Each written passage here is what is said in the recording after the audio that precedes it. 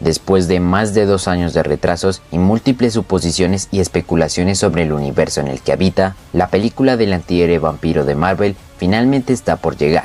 Es por eso que repasaremos 10 datos y teorías que debes saber antes de ver Morbius.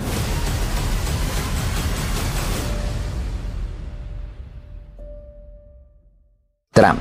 Desde niño, Michael Morbius era una persona brillante cuya inteligencia lo llevó a ser uno de los bioquímicos más exitosos del mundo. Por desgracia, desde que era joven padece de un peligroso y raro trastorno sanguíneo que lo hace más débil cada día. Decidido a salvar a otros que sufren su mismo destino, el Dr. Morbius lleva a cabo una arriesgada apuesta al experimentar con murciélagos sobre sí mismo. Lo que al principio parece un éxito radical, pronto será la prueba fehaciente de que el remedio a veces es peor que la enfermedad.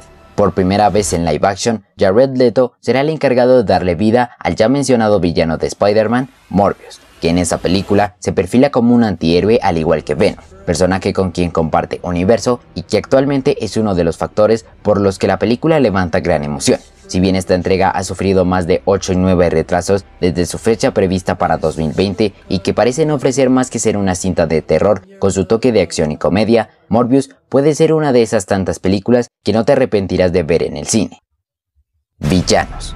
El aparente antagonista principal de esta película es Lucius Crowe, interpretado por Matt Smith. Este villano, también conocido como Hunger, era un agente de Hydra quien secuestró a Morbius para realizar experimentos con él. Cuando esto ocurrió, Morbius lo transformó en un vampiro viviente, una especie de pseudo vampiro que no posee todos los poderes de un vampiro sobrenatural ni está sujeto a todas las limitaciones y debilidades tradicionales del mismo. Ahora viviendo en las alcantarillas, tuvo un enfrentamiento con Spider-Man cuando comenzó a secuestrar personas en las cloacas. Posteriormente se enfrentaría al Arácnido y a Blade después de que intentara atacar a Kingpin y fue derrotado. En la película este sería un antiguo conocido de Michael con quien estuvo en su niñez y que padeciendo la misma enfermedad sanguínea le hablaría de una cueva en Brasil donde puede curarse. De esta manera, cuando Michael se dé cuenta de lo que hizo, entraría en conflicto con Lucius porque él ya sabía en lo que se convertiría, además de que lo necesitaba como un nuevo huésped, lo que ocasiona que ellos peleen. En este caso debo ser honesto, y es que este villano realmente no es uno con el cual haya conectado muy bien, y creo que gran parte de nosotros apenas sí pudimos notarlo en los trailers, aunque habría que esperar qué tal se ve en la película.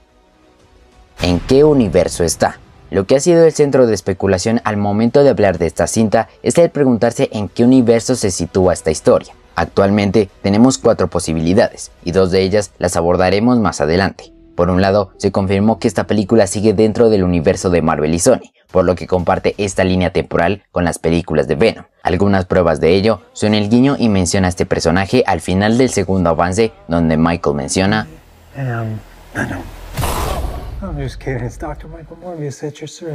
La segunda prueba es que en un pequeño plano de este tráiler, alguien menciona que no habían tenido nada parecido a esto desde lo que ocurrió en San Francisco, lo que nuevamente hace referencia a lo que ocurrió con Venom. Por último, encontramos el logo del Daily Bugle, también visto en Venom Let There Be Carnage, pero a su vez este logo lo encontramos en la trilogía original del Spider-Man de Tobey Maguire, más el cartel donde aparece este hombre araña que dice asesino. Ambas cosas han despertado la teoría de que esta película estaría dentro de este universo de Sam Raimi, incluso desde su primer avance a inicios de 2020. Aunque según unas filtraciones confiables, dicho cartel cambia en la película, por lo que el Spider-Man que veremos en él no es el de Tobey, y esa filtración más una inesperada aparición de otro personaje nos han dado sospechas de que esta entrega se sitúa en el MCU.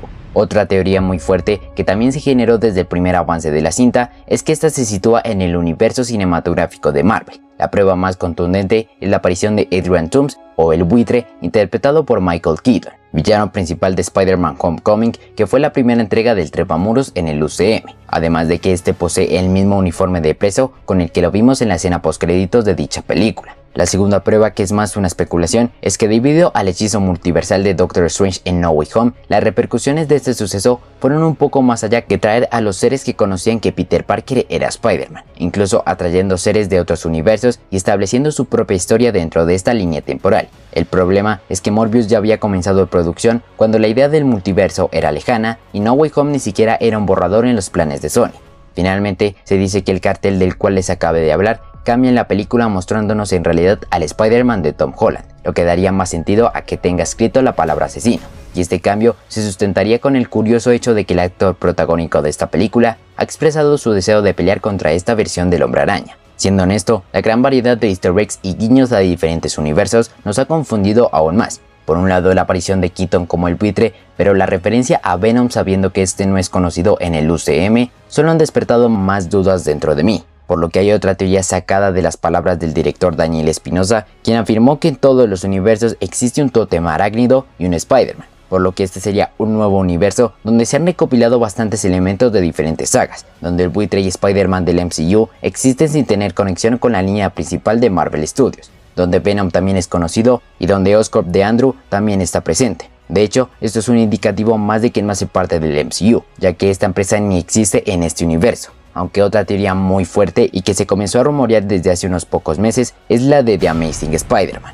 Nuevamente, con guiños a su universo, esta teoría afirma que el Spider-Man de Andrew Garfield aparecería en esta película. Para empezar, uno de los retrasos de Morbius se dio por una aparente sesión de retomas que debían hacerse para terminar la película. Dichas retomas, o aquella excusa que se utilizó para este nuevo plazo del estreno, se dio sospechosamente después del estreno de Spider-Man No Way Home, donde Andrew Garfield regresó como el Hombre Araña, siendo probablemente el personaje más amado en esa película, junto con el Spidey de Tobey Maguire. Debido a la respuesta de los fans y su gran apoyo a este actor y su interpretación del personaje, se especula que el estudio propuso un cameo de esta versión de Spider-Man para hacernos saber que los deseos de los fans nuevamente serán cumplidos. Esta vez con la realización de la cancelada y actualmente deseada The Amazing Spider-Man 3, que concluiría la trilogía de Andrew Garfield como el héroe arácnido. Más aún, cuando Sony liberó un video promocionando la versión digital de No Way Home, llamando a este Spider-Man como The Amazing Peter 3, lo que daría indicios de que ya estaría en los planes del estudio esta tercera entrega, sumándole que muchos insiders afirman que tanto Andrew como Tobey regresan a sus respectivas sagas, más un nuevo crossover con el de Tom, por lo que aquellos guiños en Morbius, como el logo de Oscorp y los easter eggs a Rhino y Black Cat en el periódico del Bogle, fueron en un inicio eso, simples referencias, pero después de las retomas serían el punto de partida para confirmar que la historia se sitúa en el universo de Andrew, y de allí se desprendería su aparición en esta entrega. Si bien hay muchos factores que respaldan todas las teorías que acabé de mencionar, hay muchos otros que la refutan con la misma veracidad, pero estando en época del multiverso, cualquier cosa puede pasar. Blade. Nuevamente hablando de la conexión que tendría esta película con el universo cinematográfico de Marvel, hay que hablar de aquella teoría donde afirma que esta entrega contaría con un cameo del cazavampiros Blade, o aunque sea una pequeña mención o guiño a este que permita conectar a Morbius con el UCM y este personaje, quien actualmente tiene una película en desarrollo por Marvel Studios prevista para estrenarse en la fase 5 de este universo, más o menos entre 2024 y 2025, aunque debemos recordar que este personaje ya apareció en Eternals para reclutar a Dane Whitman, y según una reciente teoría que abarca la creación de los Midnight Suns, se dice que él apareció en esta película porque está reuniendo este equipo quizás por petición de Doctor Strange o incluso sin su conocimiento, debido a que él ha detectado amenazas demoníacas provenientes de otras dimensiones, lo que provocaría que una posible aparición de este personaje también en la serie de Moon Knight se conecte con Doctor Strange in the Multiverse of Madness, debido a la introducción de seres como vampiros y hombres lobo dentro de la línea temporal del UCM. Además de la llegada de más integrantes como Ghost Rider o incluso Morbius, debido a que en el final veríamos que Morbius es arrastrado a esta línea principal por los sucesos que veamos en la secuela del Hechicero Supremo. De esta manera, Morbius también haría parte de este equipo, que para ese entonces tendría como integrantes a Blade, Black Knight, Moon Knight y Morbius, quien ha hecho parte de ellos en los cómics. Si te interesa saber más de esta teoría, puedes revisarla en el video sobre 12 datos y teorías que debes saber antes de ver Moon Knight, donde te explico el origen de los Midnight Suns y cada cosa que debes saber antes de ver esta serie, video que ya está disponible y puedes darle clic en la tarjeta que está apareciendo en tu esquina superior derecha o en las pantallas finales. Por ahora, la aparición de Blade se mantiene como un rumor que si llega a suceder se daría por este motivo, o incluso por un enfrentamiento que lleguen a tener ambos personajes en el futuro. Los 6 siniestros de Sony. Una de las teorías que nació debido a la aparición del buitre de Michael Keaton en esta película es que Sony estaría interesado en crear sus 6 siniestros dentro de su propio universo, los cuales no tendrían nada que ver con los 5 siniestros de Spider-Man No Way Home, que podríamos decir son los siniestros clásicos del cine. Esta vez el estudio estaría apuntando a un nuevo equipo que de inicio estaría conformado por el buitre y otros miembros iniciando con Morbius. Una de las filtraciones afirma que el encuentro entre Michael y Adrian se debe a que este último se enteró de las habilidades que el Dr. Morbius ha desarrollado y le diría que está formando un equipo sin aún saber por quién o por qué le fue encomendada esta misión. El primer miembro sería Morbius, pero debemos recordar que actualmente están los 6 siniestros que veríamos en este equipo, que serían el buitre, Morbius, Venom, Scorpion, Mysterio, que de verdad si aún te crees que está muerto no sé qué haces con tu vida, y por último Kraven, película que por cierto inició filmaciones hace 2 semanas. Según rumores, los planes del estudio sería introducirlos poco a poco e ir uniéndolos para que en un futuro se cruce con algún Spider-Man e incluso que se retome el cancelado proyecto de los 6 Siniestros, donde era Andrew Garfield quien se enfrentaría a los villanos. A menos que la aparición del personaje de Michael Keaton resulte ser alguien más o un simple cameo, todo parece indicar que esta conexión apuntaría a algo más grande.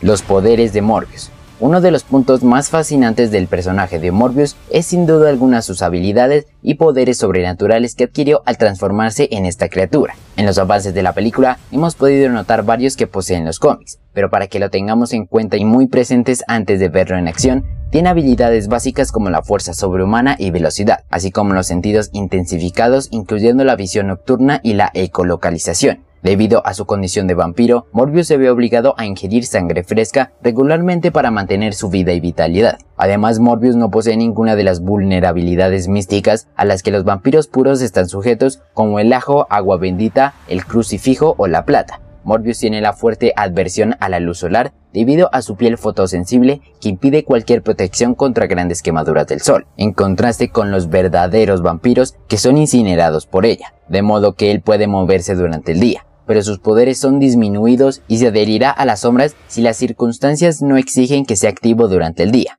Carece del cambio de forma, poderes de control de clima y la capacidad de controlar los animales de los vampiros. Al igual que los vampiros verdaderos, Morbius posee la capacidad de hipnotizar a los seres de menor fuerza de voluntad y ponerlos bajo su control, que solo puede ser resistida por aquellos que poseen una muy fuerte voluntad.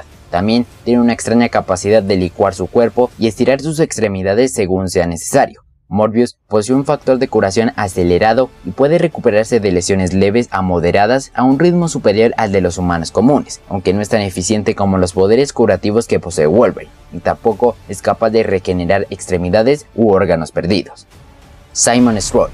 Otro personaje que veremos en la película es el agente del FBI Simon Strode, interpretado por Tyrese Gibson, quien a una temprana edad fue reclutado por la CIA donde se hizo amigo de Black Widow. Más tarde se unió a la policía de Nueva York donde comenzó a enfrentarse a seres sobrenaturales. De hecho, se le atribuyen los logros de luchar contra un hombre lobo y el mismísimo Kraven sin habilidades sobrehumanas. Estuvo a la casa de Morbius, aunque después haría equipo con él, y posteriormente se le conocería como un cazador de monstruos. En la película, este es un agente del Buró Federal de Investigación, quien posee un brazo tecnológico mecanizado desarrollado por Oscorp. Se dice que en una escena Simon es capaz de pelear contra Morbius con este implemento de tal manera que Morbius le hace muy poco daño, y más allá de querer enfrentarlo, Strode quiere ayudar a Michael. Como mencioné, tuvo un cruce con Kraven donde ambos se enfrentaron, lo que daría un indicio de la aparición de este personaje en la cinta en desarrollo del Cazador, que como dije inició grabaciones hace 2 semanas, donde en un pequeño cameo en esta película se forma una conexión para una futura aparición de ambos en un proyecto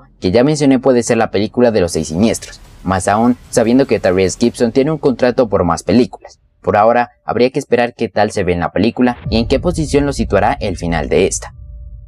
Posible historia. La película inicia con Michael recibiendo el premio Nobel y se desmaya en su discurso.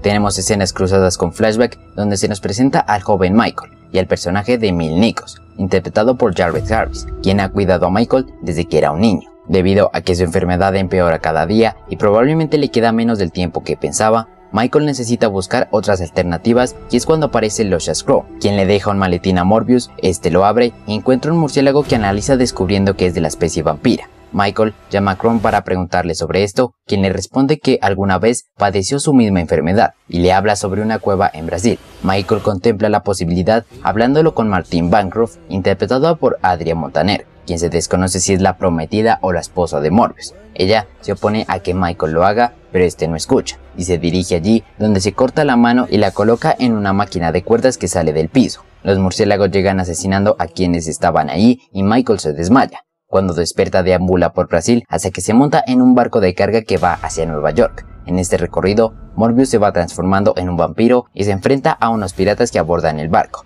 Una vez en Nueva York, Michael está en un bar donde ve el televisor y aparece J. Jonah Jameson reportando sobre los cadáveres de los piratas. Es cuando Michael tiene sus flashbacks como vampiro. Este regresa al hospital donde trabaja y le cuenta a Bancroft y Nichols lo que le pasó y para protegerlos decide ponerse en confinamiento. pero su sed de sangre hace que escape y ataque a una enfermera, aunque le inyectan algo y este queda inconsciente. Cuando despierta, encuentra una tumba allí. Hay una nota que dice: todas las respuestas que buscas se encuentran dentro.